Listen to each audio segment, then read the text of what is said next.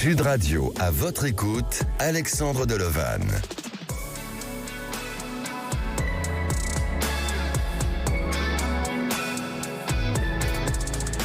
Bonjour à tous, alors je suis ravi de vous accompagner jusqu'à 17h et de finir cette semaine avec vous. Je suis à votre écoute comme tous les jours jusqu'à 17h. Nous sommes en ce week-end pascal et à cette période c'est l'arrivée des cloches et de ses œufs. Et si aujourd'hui on parlait de la symbolique de l'œuf, c'est notre sujet du jour. Vous souhaitez poser toutes vos questions concernant votre devenir, on vous attend au 0826 300 300. Vous pouvez aussi nous contacter depuis notre adresse email à votre écoute @sudradio.fr. Nous sommes en direct live sur YouTube et bien entendu depuis notre site internet Sud Radio. À la réalisation de l'émission, c'est Thomas. Au standard, c'est Aude et Zach. Sud Radio, à votre écoute, Alexandre Delovan. Et oui, nous allons parler aujourd'hui de la symbolique des œufs, que ce soit à travers plusieurs cultures ou même de religions. L'œuf est un symbole important de la naissance, aussi de la fertilité et du début de quelque chose. Dans de nombreuses cultures, les deux émergent d'un œuf. L'un représente plutôt le potentiel de tout ce qui est et de tout ce qui va arriver, et l'autre va représenter aussi le commencement d'autre chose. C'est un symbolisme assez important et dans les pratiques païennes, elle est liée à la renaissance et au renouvellement du printemps. Il n'y a rien de plus fertile que le printemps et les œufs sont un grand symbole à associer, mais aussi à pouvoir penser, est-ce que l'œuf a un symbole positif ou négatif? Alors beaucoup de symboliques existent autour de l'œuf et notamment au moment de Pâques. Les idées créatives autour de l'œuf sont nombreuses, notamment avec des œufs de différentes couleurs, même si le rouge reste la couleur de son origine durant les fêtes de Pâques. Je vous expliquerai pourquoi cette couleur rouge, mais d'un point de vue général, l'œuf représente une nouvelle vie émergente de sa coquille. Et on commence l'émission avec Marlène. Bonjour Marlène. Bonjour Alexandre. Bienvenue Merci. sur Sud Radio. Merci beaucoup de me recevoir. Merci à vous. Marlène, vous avez 47 ans, vous êtes de Viry, dans le Châtillon, dans l'Essonne. Oui. Est-ce que vous-même, vous avez vous attachez une importance ou une symbolique à l'œuf? Ah bah pour moi c'est vraiment la naissance. C'est la symbolique de la procréation, de la naissance, de la fertilisation. Ça va avec le printemps en plus, donc oui. C'est aussi bien pour la nature que pour nous. Et je pense que ça symbolise bien aussi l'union, puisque pour faire un œuf, il faut être deux. Donc même si on n'est pas des poules, on nous a quand même un petit peu surnommés comme ça jadis. Oui. Voilà. Donc pour moi l'œuf c'est vraiment c'est la création, c'est la création, effectivement. C'est l'éclosion aussi, voilà. Et oui, c'est l'éclosion, effectivement. Alors Marlène, c'est peut-être un suivi de témoignage avec vous, parce que vous nous avez appelé en février dernier, je crois, c'est bien ça? C'est un petit peu plus tôt, c'était décembre. C'était en décembre, d'accord. Oui, j'avais réessayé en février, mais il y avait eu certainement des alignements qui n'étaient pas faits et j'avais pas encore la réponse. Donc maintenant, je sais pourquoi ça s'est mal passé en février. Ah, d'accord. La réponse n'était pas encore finalisée et donc il fallait encore attendre. Et là, je sais que ce que vous aviez dit... On peut en savoir un peu plus pour cette histoire de février où les planètes n'étaient pas bien alignées pour vous? Oui, tout simplement, j'étais venue vers vous en décembre suite à un événement dramatique au travail. On m'avait mise à pied. Oui. Sans aucun prétexte pour moi, j'avais vraiment fait aucune faute, mais j'avais subi les folies de ma hiérarchie. Et vous m'aviez dit qu'il y aurait peut-être une petite sanction, mais rien de bien méchant.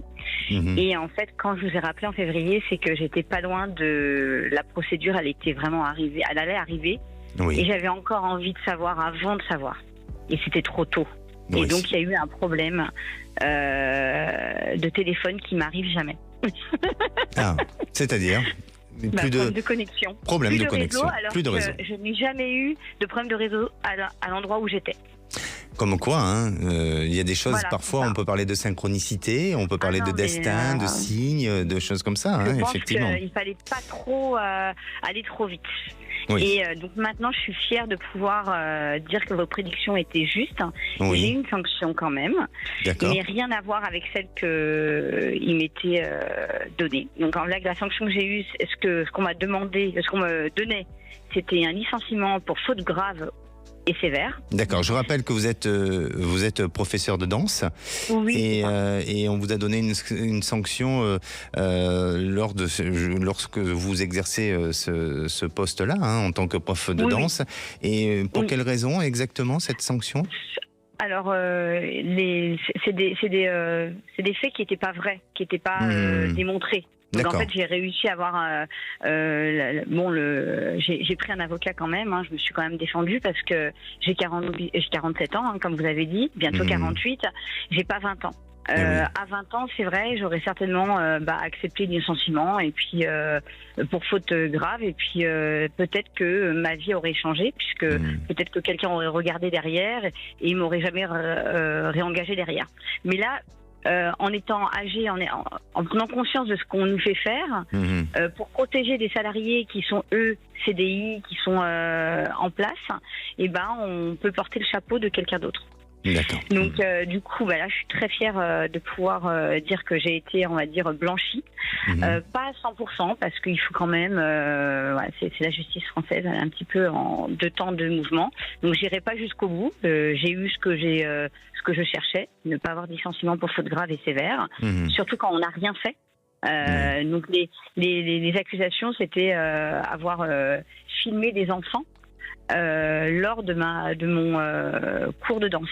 Alors que filmer un enfant dans un cours de danse, c'est pour lui apporter la pédagogie qui est justement de s'auto-corriger, de l'autocorrection.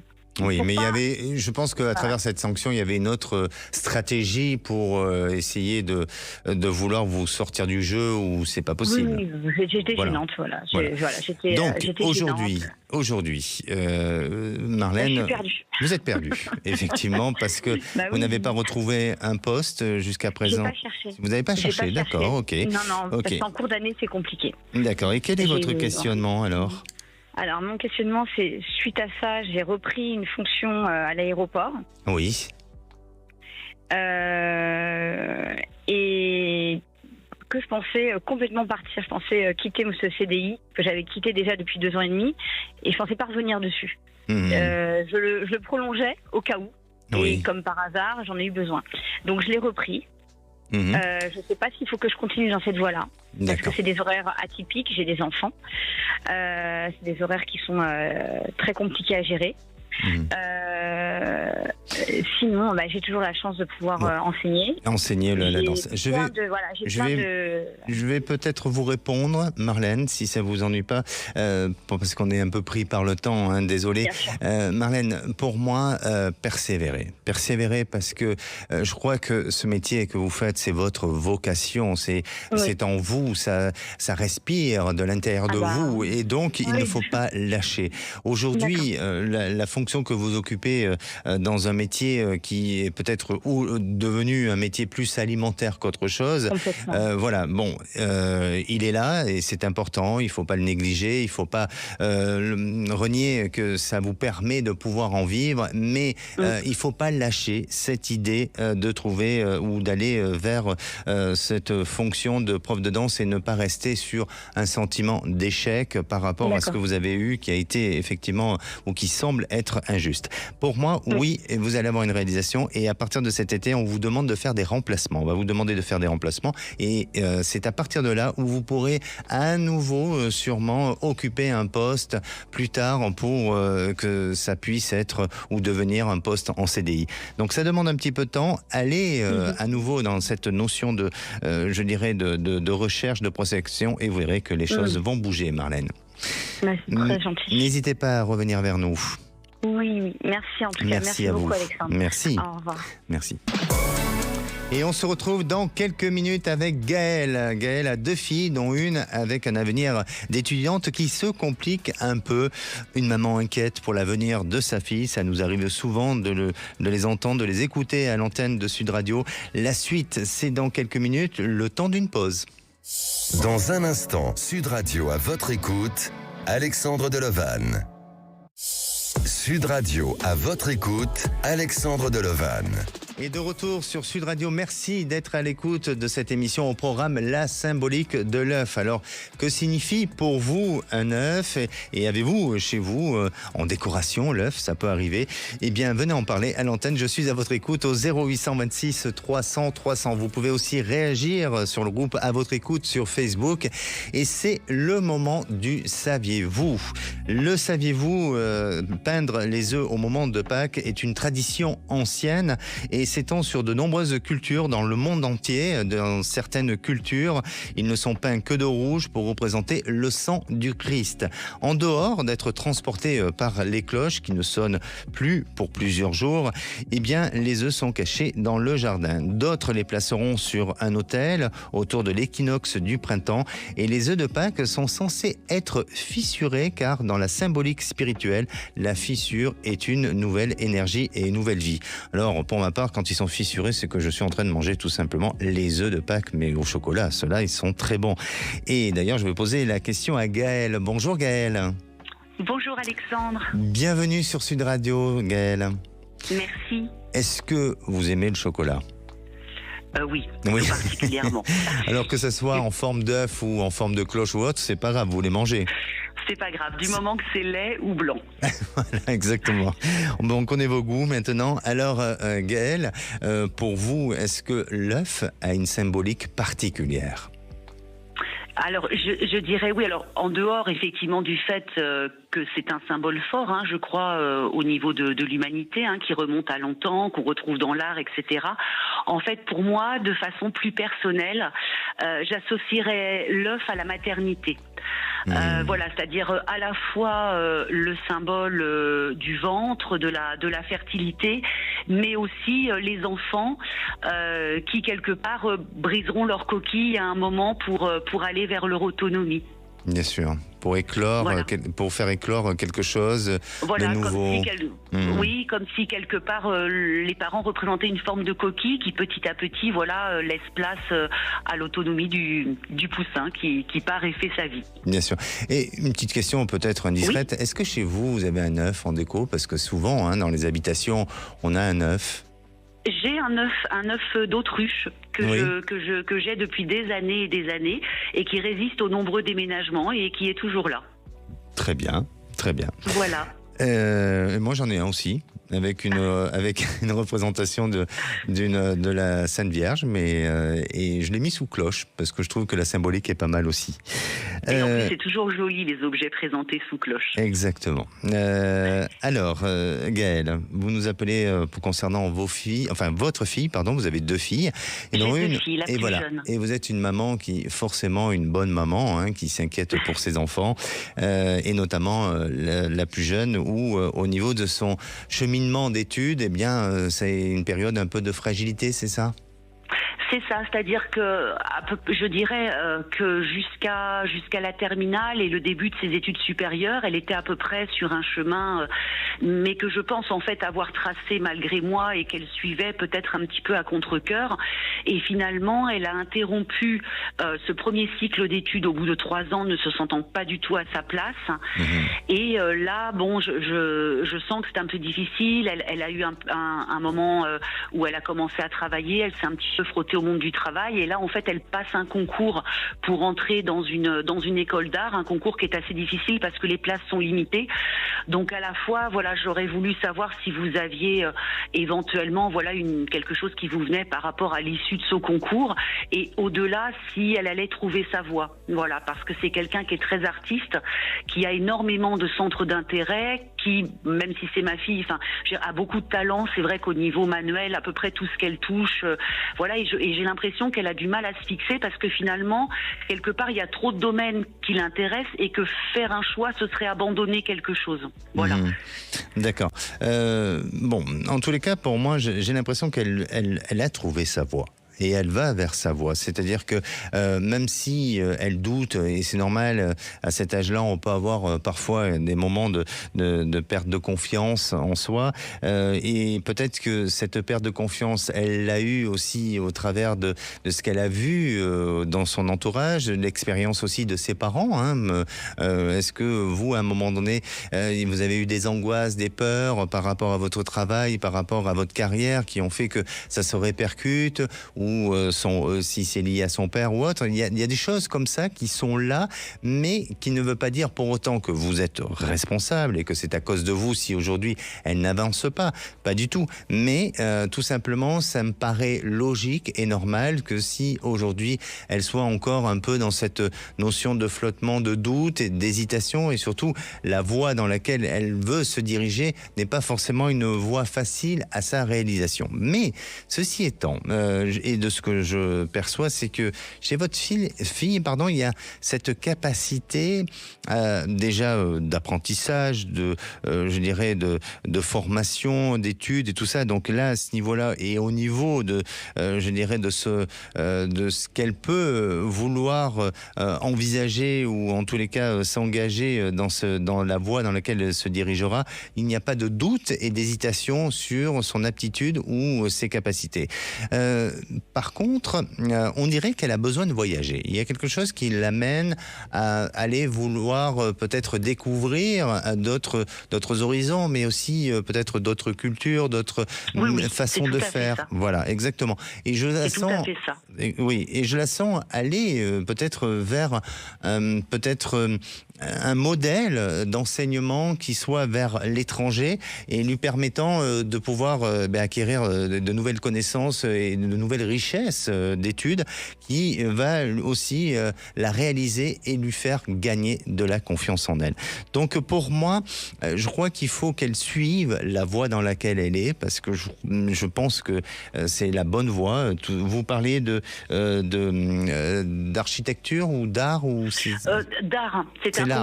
C'est un concours d'art, mais c'est vrai que les places sont assez limitées, donc elle a beaucoup travaillé ce concours, elle a envoyé son dossier, etc. Mais c'est vrai que si elle n'avait pas ce concours, elle est un peu perdue de savoir ce qu'elle pourrait faire d'autre. En fait, elle vient de tout miser un petit peu là-dessus, quoi. Eh bien, écoutez, pour moi, je pense qu'elle peut avoir ce concours. Ça peut être possible, mais est-ce que c'est cette voie-là qui va l'accomplir ou l'épanouir? Pas forcément, mais ça ne veut pas dire pour autant qu'elle fait un mauvais choix, pas du tout, parce qu'elle a besoin justement de passer par là pour après se réaliser autrement et différemment. Mais vous verrez qu'à un moment donné, elle va poursuivre ses études à l'étranger, et là, il y a chez elle une très belle réalisation. Donc, je n'ai pas de doute sur sa capacité de réussir dans la vie, sur sa capacité à se réaliser. Après, cette perte de confiance qu'elle a actuellement est peut-être logique et normale de par son âge, de par aussi les choix qu'elle a décidé de prendre, quoi. Oui. Est-ce que je peux vous poser une dernière question ? Oui, dites-moi. Parce que c'est un peu compliqué, ces relations. C'est une enfant qui est un peu artiste, donc hyper sensible, etc. Et j'ai l'impression que les relations ont toujours été compliquées, particulièrement les relations amoureuses. Alors je voulais savoir si vous voyez quelque chose de cet ordre-là pour elle. Voilà. Elle a quel âge, votre fille, s'il vous plaît? Elle a 22 ans. Elle a 22 ans. Bon, c'est compliqué parce qu'elle a cette sensibilité, parce qu'elle a peur aussi. Alors je ne sais pas, on n'a pas trop le temps de discuter sur ça, mais il faudrait voir un peu la relation qu'elle a eue avec son papa auparavant. Son papa est décédé, en fait. Son papa est décédé quand elle avait 7 ans. Voilà. Donc je ne dis pas que la solution est là et la réponse est donnée, mais effectivement, il y a des choses qui sont là, qui sont marquées. Elle a besoin de gagner de la confiance, du temps. Donc il ne faut pas qu'elle s'amourache, ou en tous les cas qu'elle tombe ou avoir je dirais cette première sensibilité ou d'être amoureuse du premier venu. Il faut lui laisser du temps, et à ses 27-28 ans, elle sera dans une nouvelle réalisation sentimentale. D'accord. Super. Merci, écoutez, prenez soin de vous. Merci beaucoup Alexandre, prenez soin de vous aussi. Merci beaucoup. Merci.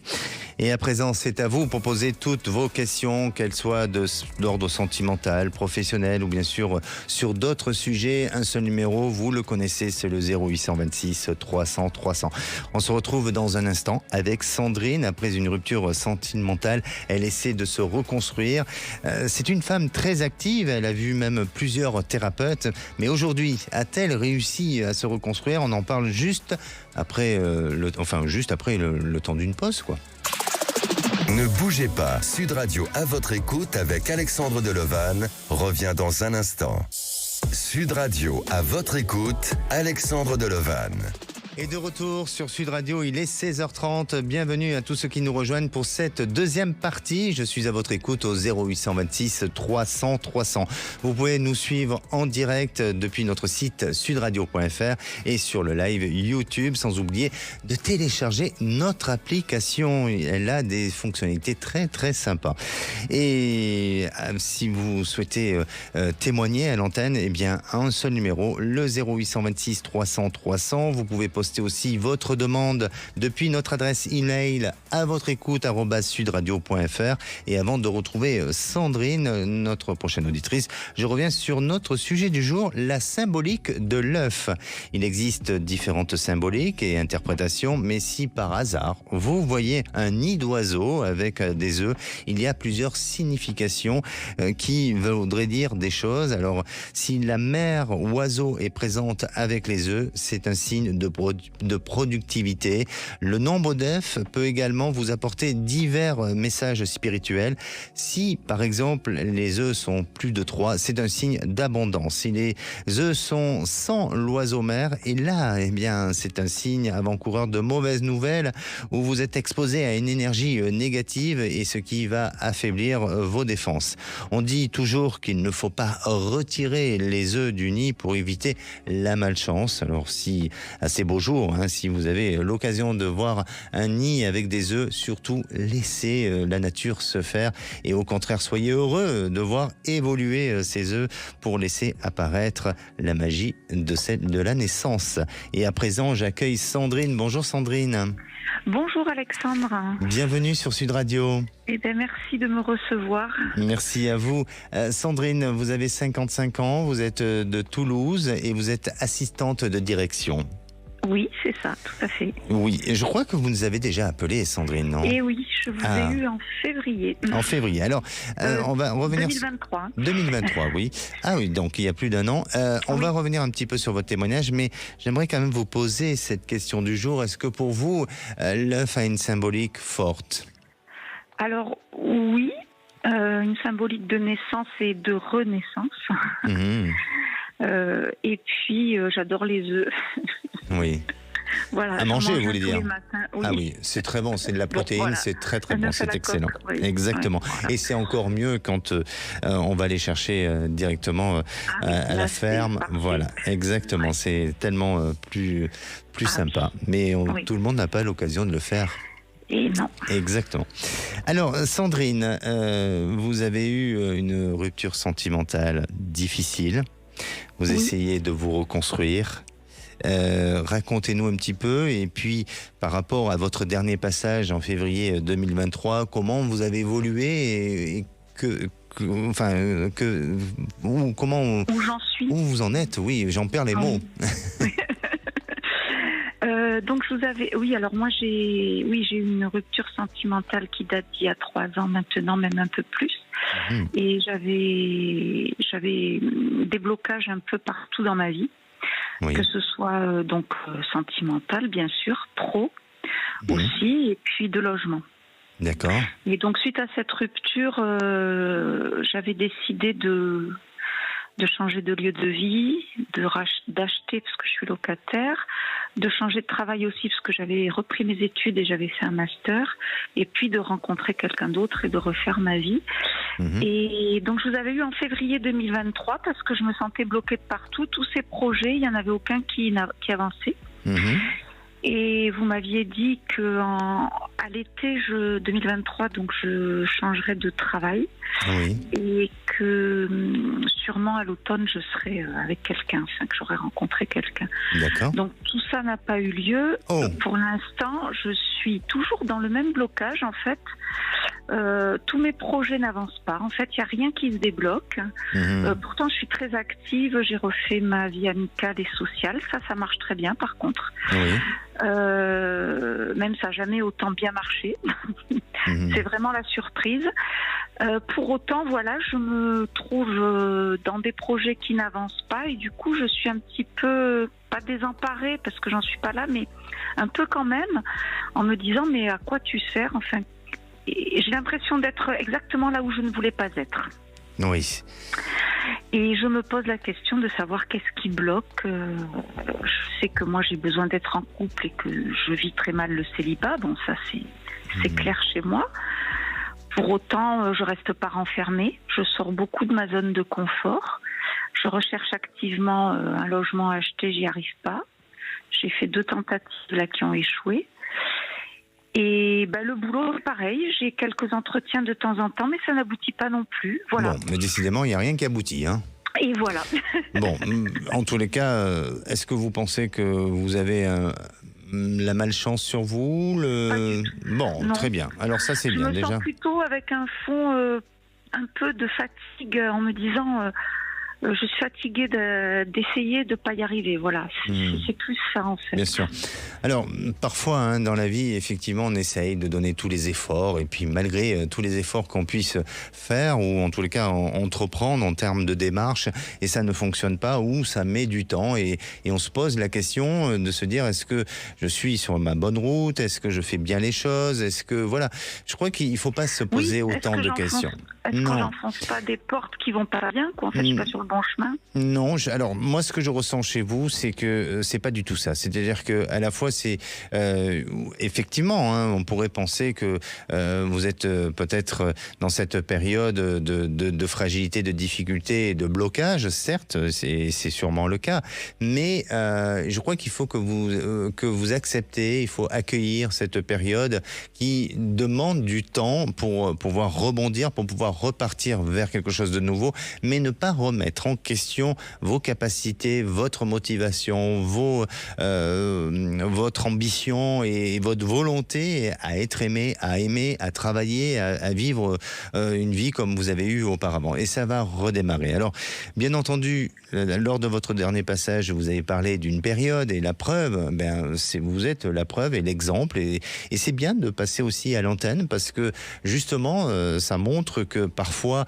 dans mes ressentis, il peut y avoir aussi le décalage au niveau des dates, oui. Donc c'est important aussi, mais ça ne veut pas dire pour autant que ça ne va pas se réaliser, puisque jusqu'à présent, il ne s'est pas passé le contraire, il ne s'est rien passé pour l'instant. Donc, tout se décale au niveau du temps. Oui, et est-ce que, tout simplement, ce que j'ai perçu auparavant, c'est un décalage d'1 année. Donc, quand je vous avais parlé de l'été et de l'automne, l'été, c'était notamment par rapport à votre réalisation sentimentale, c'est ça, hein?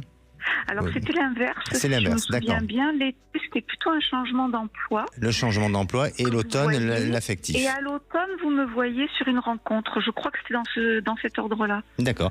Eh bien, écoutez, pour moi, je maintiens et je persiste à dire que cette année est une année importante de renouveau, une année de changement, une année de transformation pour vous. Donc, ne perdez pas espoir, ne perdez pas courage et au contraire, avancez, continuez comme ça.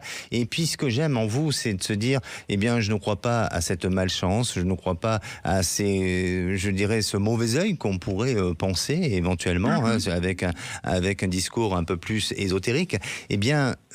Justement, en ne le pensant pas, vous ne vous donnez pas cette possibilité ou accepter à ce qu'on puisse freiner votre destin. Donc, restez vraiment dans cette dynamique, dans ce mode de pensée, forcez les portes porte et vous verrez que les choses vont aboutir. Et là, moi, donc je vous dis au mois de mai... que ces projets sont plutôt positifs pour moi, même s'ils n'ont pas encore abouti. En fait.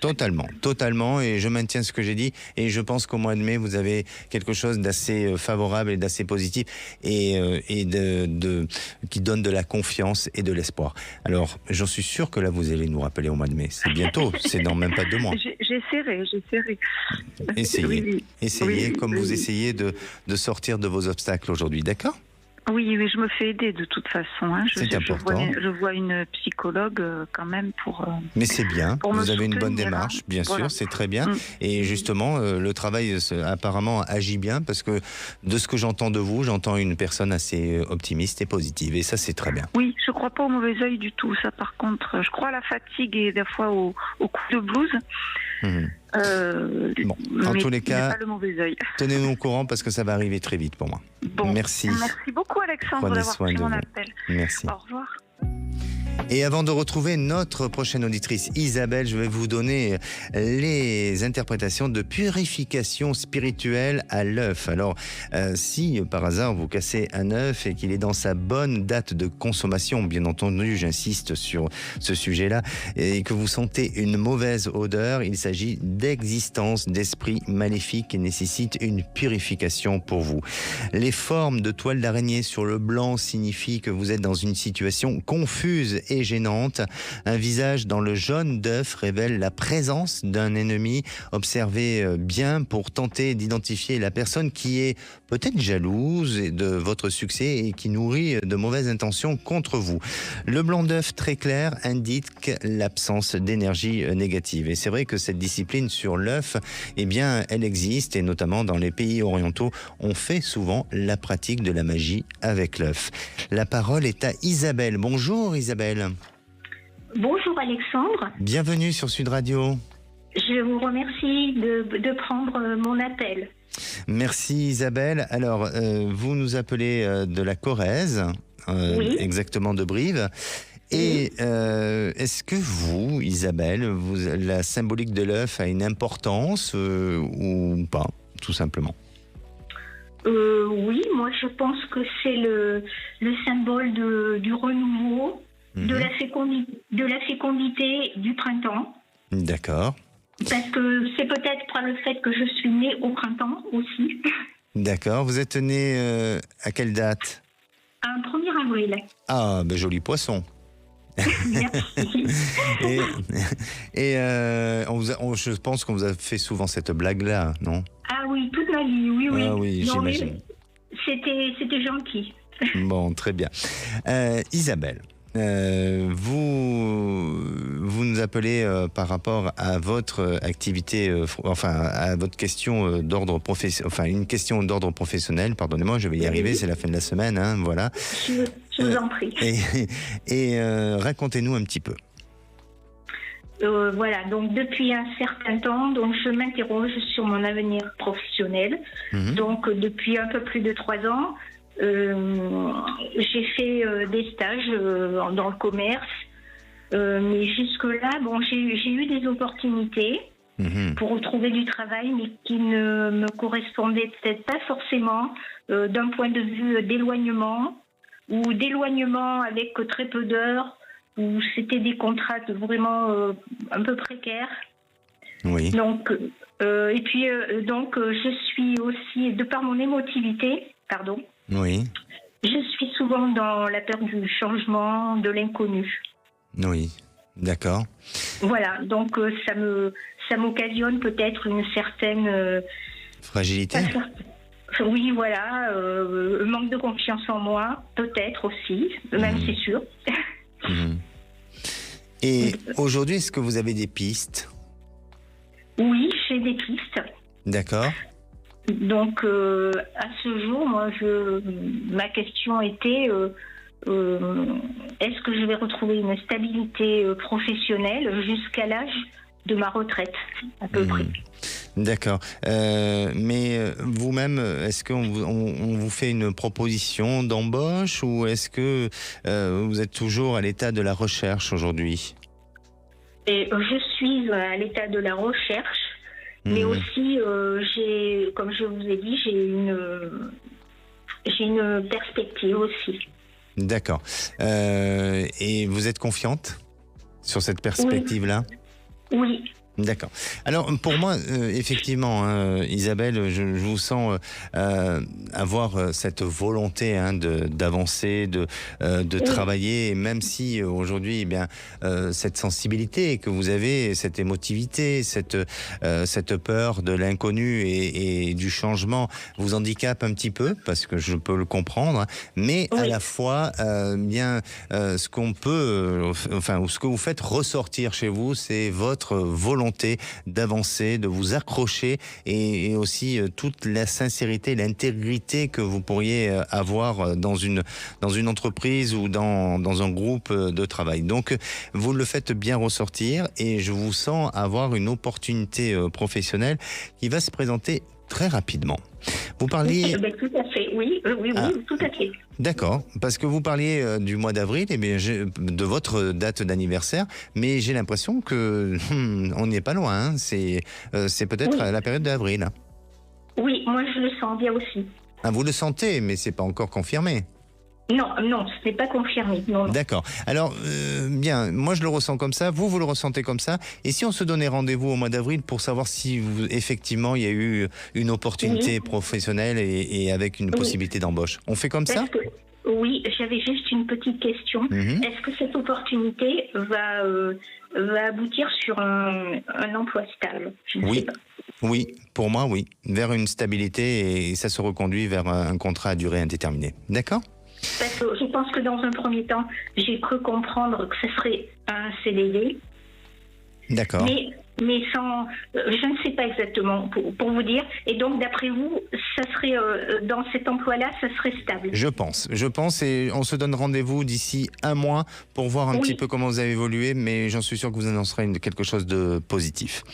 Merci écoutez, Isabelle, prenez soin de vous. Je vous donnerai des nouvelles. Merci beaucoup Alexandre, à bientôt.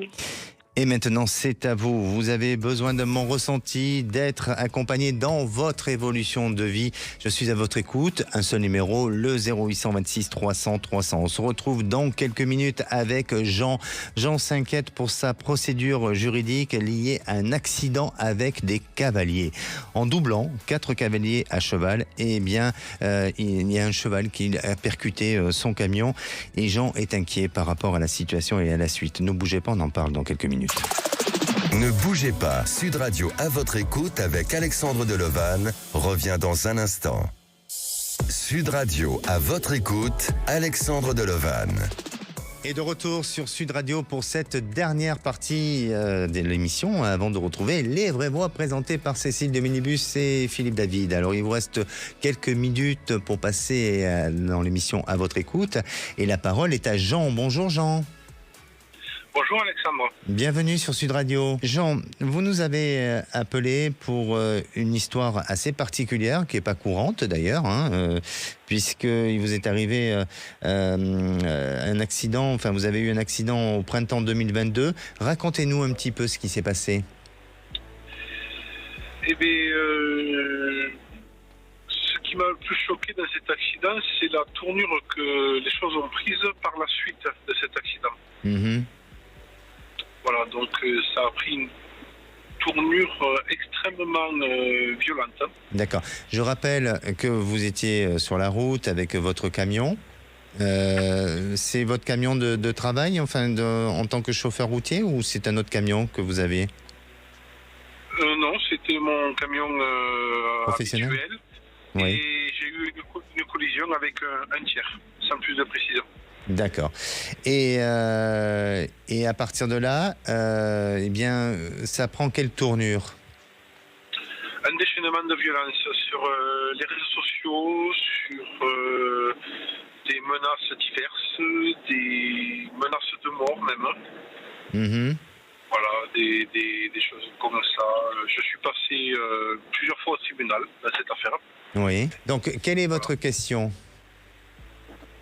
Ma question, c'était savoir si cela allait s'améliorer dans les prochains mois, les prochaines années, et si, entre guillemets, je pourrais reprendre une vie normale. D'accord. D'accord. Parce que aujourd'hui, vous n'avez pas de sanction par rapport à votre métier. Vous pouvez continuer à rouler. Absolument pas. Absolument pas. Aucune sanction. D'accord, ok. Donc la problématique, elle est plus par rapport à des réactions de violence, verbales, de menaces sur vous, c'est ça, hein? Qui ont été produites sur la presse, sur les réseaux sociaux. Dans ma vie de tous les jours, des menaces anonymes, par exemple dans ma boîte aux lettres, des choses comme ça. D'accord. Bon, en tous les cas, moi, de ce que je ressens, c'est que oui, ça va se calmer. Ça s'apaise. Je vous sens défendu aussi, peut-être par le biais d'un avocat ou de la justice. Il y aura un moment donné où ça va vous permettre de pouvoir être défendu et ça va se calmer. Et vous verrez qu'à partir de cet été, il y a encore un peu une période un peu de, je dirais, de mouvement, d'agitation. Et à partir de cet été, il y a quelque chose qui semble annoncer une coupure et une rupture avec certains contacts ou avec certains liens que vous avez eus auparavant. Donc, pour répondre à votre question, oui, je sens que ça va aller mieux. D'accord ? Merci. Merci à vous, Jean. Prenez soin de vous. Merci à vous, Alexandre. Merci, à bientôt. Et pour conclure, je reprends une citation de Paul Éluard qui disait « Le passé est un œuf cassé, l'avenir est un œuf couvé ». Eh bien, nous, on se retrouve mardi, parce que lundi, on sera en rediffusion, mais mardi, on parlera des superstitions. Alors, si vous avez des superstitions, ou avez-vous des rituels par rapport à ça, n'hésitez pas à appeler le standard au 0826 300 300. Prenez soin de vous, passez un bon week-end de Pâques, et à bientôt, et à lundi.